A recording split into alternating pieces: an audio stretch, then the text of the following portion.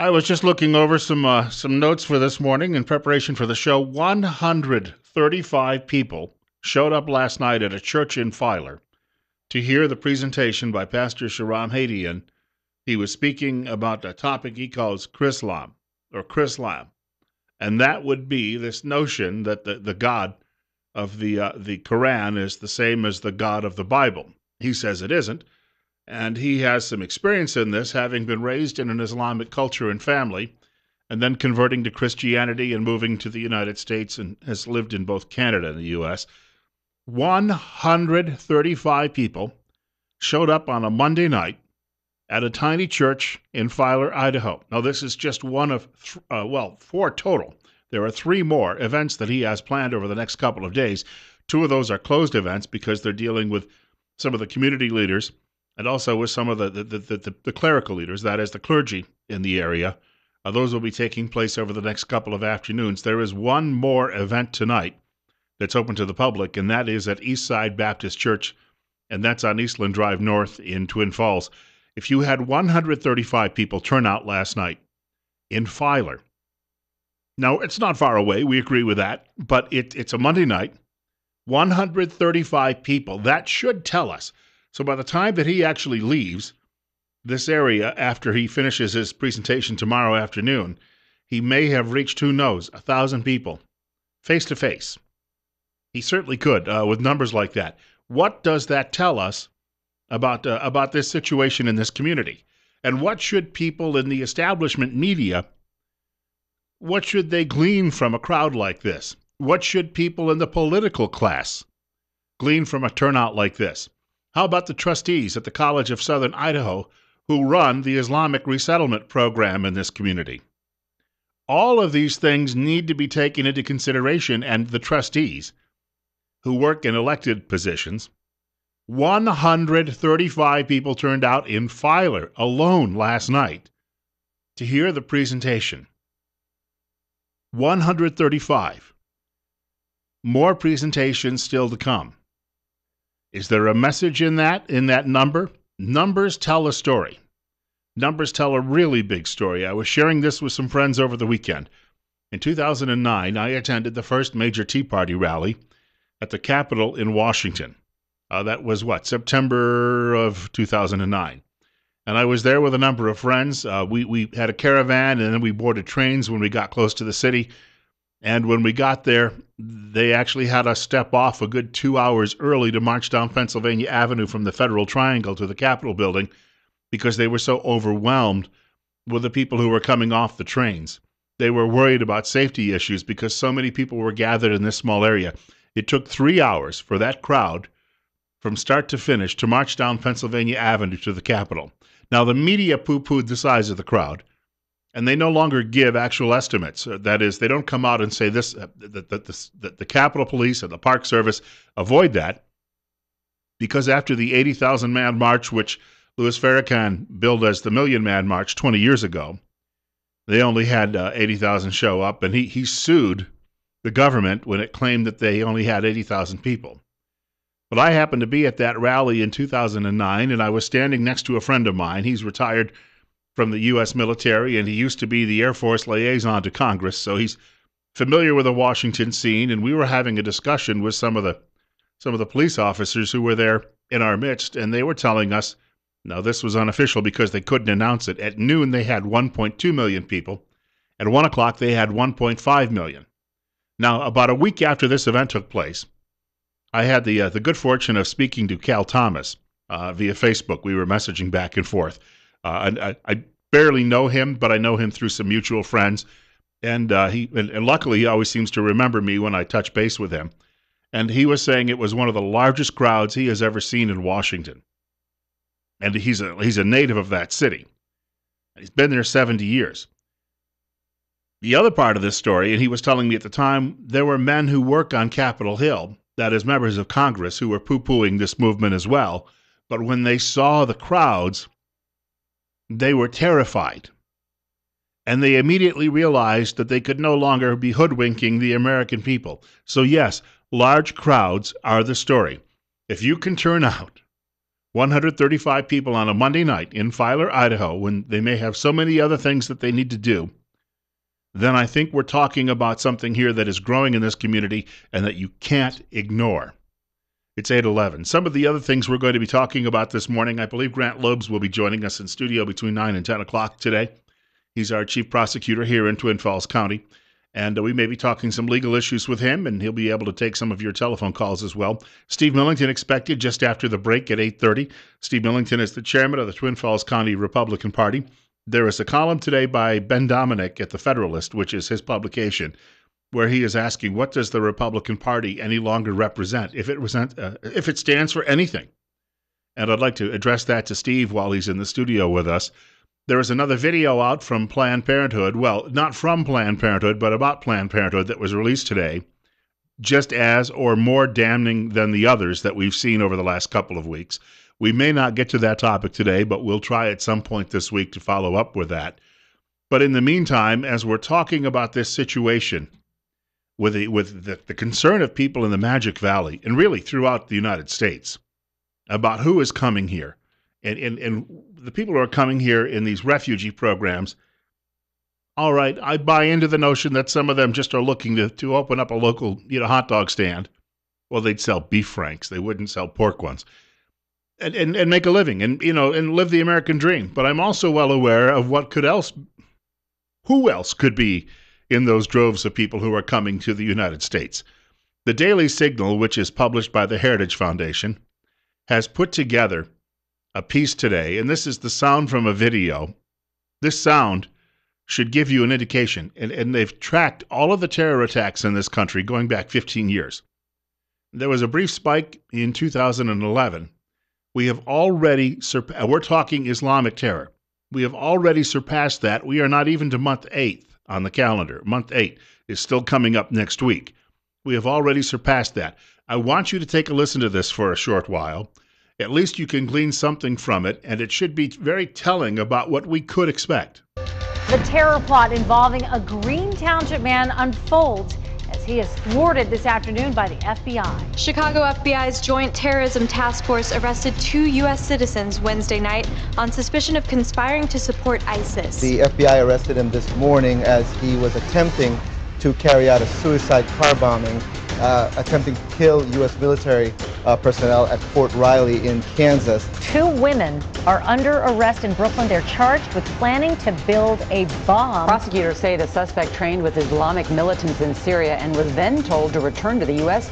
and commit acts of terrorism. He wanted to go to a military base in Texas and kill 3 or 4 soldiers execution style. There has been a shooting at a free speech event featuring cartoons of the Prophet Muhammad. The feds accused 20-year-old college student Munther Omar Soleh of preparing an explosive device to detonate in the New York metropolitan area. The thwarted homegrown terror attack on police officers in Boston is having a ripple effect nationwide as police departments grapple with fears over the far reach of ISIS. And we only have 5 more months to go this calendar year. Who knows what other surprises may be lurking out there. It's 53. Bill Colley with you this morning on Top Story. News Radio 1310, KLIX, and newsradio1310.com. Coming up on 8:16, and if you'd like to reach the program today, perhaps you were in attendance last night at the event. Maybe you can fill us in about the reaction from the people who happened to be there. Understand there was a great deal of media attention as well. The telephone number here at the studio, 736-0300. Once more, you can reach us, 736-0300. Also, I'm available by email. That's bill.colley@townsquaremedia.com, bill.colley@townsquaremedia.com. Last name is spelled Colley. This comes from Raymond Ibrahim. He is writing for a blog that I get in my email. It's called the Middle East Watch. And you may detect by his name, you might detect an Arab background. But again, you have a great many of these people who they've walked away from the faith of their fathers and they've turned to Christianity. And he is writing, during the height of one of the most brutal months of Muslim persecution of Christians, the U.S. State Department exposed its double standards against persecuted Christian minorities. Because you realize we're not importing people from Syria who have a Christian background. No, we're importing people here who have a Muslim background. The writer says Sister Diana Momeka, an influential Iraqi Christian leader, who was scheduled to visit the U.S. to advocate for persecuted Christians in the Mideast, was denied a visa by the U.S. State Department, even though she had visited the U.S. before, most recently in 2012. After this refusal became public, many Americans protested. The State Department finally relented and issued her a visa. Meanwhile, they were actually bringing in a great many Muslims from that part of the world to offer testimony and talk about how serious the situation is. But a nun from Iraq could not come to this country, according to the State Department. Somehow she is dangerous because she's a Christian and she cares for people. And no, we can't have that here as we try to change the composition of this country. I've got to tell you, we used to just say it was incompetence in Washington. You know, you have a bureaucratic system that is completely out of control, out of hand, and because of that, it's just terribly disorganized. But I'm going to tell you right now, it's not incompetence. It is intentional. And it is telling us something very sinister is going on within our government. It's happening in Washington, and it's percolating down through to the local levels in many cases.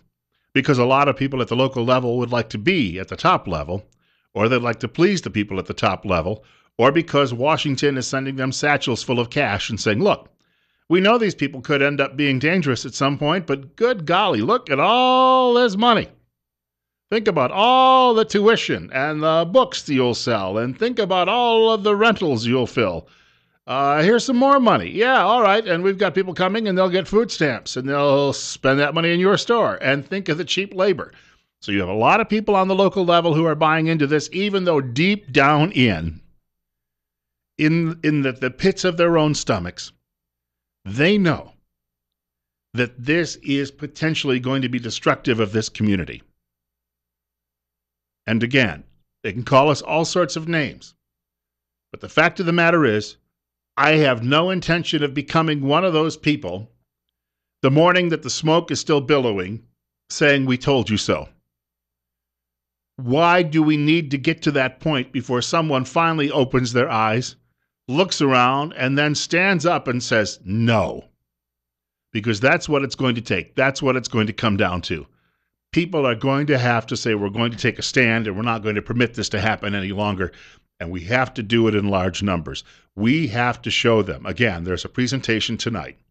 Eastside Baptist. That's on Eastland Drive North in Twin Falls, 7 o'clock.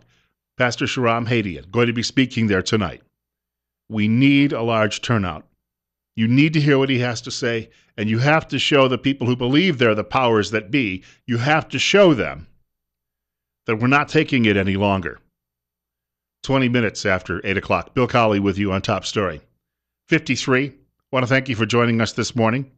I did mention Grant Lobes is expected in the next hour of the program. Have some stuff to talk with him about crime numbers and the like, and maybe some cases around the country raising some eyebrows. Details on that. Also in about 10 minutes, Steve Millington, he's the chairman of the Twin Falls County Republican Party. We'll be talking about the future of the gone old party known as the GOP. All of that coming up. Bill Colley with you this morning on Top Story. I wanted to mention that tomorrow morning between 8:30 and 9 o'clock, Dr. Jonathan Tripp is scheduled to join us in the studio. And we've had a couple of really interesting shows with him. We've been talking about everything from dental care. We've talked about allergies. We've talked about weight loss. And he always invites your telephone calls as well. And he offers some, what I would call some very clear-headed and free advice on the radio. And he can point you in the right direction, even if he doesn't have a direct answer for you. And that's Tripp Family Medicine. They're located on Fillmore Street in Twin Falls, across from the main post office. And we should point out, in a family practice, our subject last week, in a family practice, you get care that you may not get in one of the larger institutions, these corporate-style medical practices, where you're really just a number. And as they like to say, life's too short not to feel good. The whole object of this is to get your mind and your body in a positive mode. So we'll be joined by Dr. Tripp, and perhaps he'll bring along a guest as well tomorrow. Save those telephone calls if you have a question or comment for the doctor, because, hey, where else do you get an opportunity to have an opportunity to talk for a few minutes with a doctor on any big subject like that? Doesn't happen all that often. 8:25, Bill Colley with you on Top Story on News Radio 1310 KLIX and newsradio1310.com. Again, I was mentioning earlier, meeting tonight, Pastor Sharam Hadian is going to be speaking at the Eastside Baptist Church, 7 o'clock here in Twin Falls. Where is that? I've got it as Eastland Drive North. I've passed by it a few times as well. It's a large church. It's larger than the one in Filer last night that hosted an event that brought out 135 people. And yes, we are told some of them were people who hold elective office in Twin Falls County. And so they're there because they want to at least learn. And that doesn't hurt you at all. You know, hearing something like this, some people out there would just close their ears and their eyes, you know, see no evil, hear no evil, speak no evil. They don't want to bother with that because, and that I often see happen on the left. But this is an opportunity. Even if you may not agree with him, you should hear him because he has an experience in his lifetime that most of us will never have. We have a caller with us at 826. You're on the air with Bill Colley on Top Story. Good morning, Bill. I was there last night, and you know, I thought I knew a little bit about what Islam was all about, but it was a real eye-opener. And the fact is that part of their doctrine is they lie and lie and lie. They'll befriend people, like he pointed out in Nigeria with a couple. They play soccer together, but as soon as they got the upper hand or got a majority, then you either convert or, in this case, they run the people out of town and they burn their house. So, you know, this is the whole deal. Their whole theology is one of deception. Allah, he's pointed out, is the worship of a moon god, a pagan idol. And there's no way that you can put Christianity, belief in Jesus Christ as our Savior, and Allah on the same page. They're totally incompatible. I think that's the point he really pointed out time and time again. They don't really believe in any salvation. They don't believe in Jesus dying on the cross, although they try to now combine, Islam with Christianity and call it Chrislam, and that's what his topic was about. Well, I was really impressed. The thing is, if you're a Christian and so, I am the way, the truth, and the life. You look at that. He never qualified that by saying, and then after me comes Muhammad. That's not in there. Well, it's absolutely. And so Christians out there, as he pointed out, it's a theology. It's more of about 15% religion is Islam, and the other 85% is political militancy. And so that's the thing we have to realize. So I know I've got a lot of Christian friends who are saying, well, it's just another religion. We need to treat them as equals with our religions. But that's not what they are. That's a political theology. And the religion is kind of a facade to mask what their really true leanings are, and their objectives is to dominate the world, and has been from day one. I thank you much for the call, and I thank you for attending last night and filling us in a little bit about what took place. Again, that domination of the world, that part of it is simple. We learned that in school when I was a kid. We had to learn various dates and events, 632 and the Islamic conquest and what they were up to, what they were trying to do at the time. Sure enough, that hasn't gone away. Their power waned for a while, but they'll be back. That's what we have to be concerned about. And for all the people out there who say all religions are true, well, then, if that's the case, then no religions are true. This is not, I go out and I buy coffee every once in a while, and my brand is generally Maxwell House. But if Folgers is on sale, I'll buy it. Or if Chock full of nuts is on sale, I'll buy it. But that's coffee. That's not how I relate to the creator of the universe. So I may think that all coffees are equal, but this is a vastly different thing when we're talking about religious faith. And this notion that somehow, Lon Solomon, who's got a great radio program, pastor of a large church in Virginia, I used to listen to his show every Sunday morning. He was telling a fellow one time about his church. Guy approached him at a workout club, and the guy suddenly got angry with him and said, well, that's exclusionary. Well, yeah, what do you expect? I'm going to tell you on one Sunday that, Jesus is the way, and then you're going to come back the next Sunday, and I'm going to tell you Buddha's the way, and then the following Sunday that criminy. There's a reason that we think liberals are dumber than boxes of rocks. Hey, Steve Millington joining us in just a few minutes. It's 8:30. It's 54.